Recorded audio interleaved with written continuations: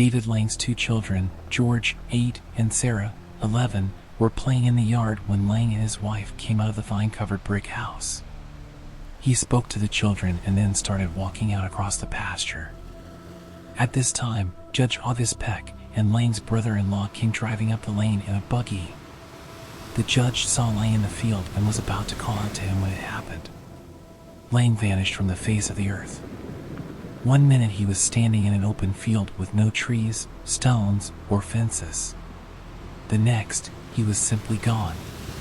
Lang's wife and the two men immediately ran to the spot to check that he might have fallen through a hole in the ground.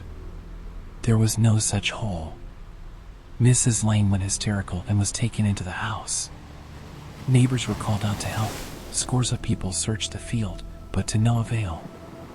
A surveyor and geologist examined the field and found limestone bedrock a few feet underground without a single fracture in it.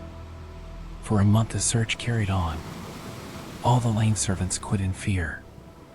A year later, the grass where Lang was standing had grown high and thick in a circle 20 foot in diameter.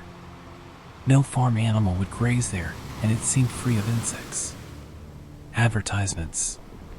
Advertisements. One day in August 1881, Sarah and George approached the green circle and called out, "Father, are you anywhere around?" They repeated the question 4 times. Hearing no answer, they began to walk away when they heard a faint cry for help from out of nowhere. Quickly, the children ran to get their mother and pulled her outside. They called to their father again, and he answered.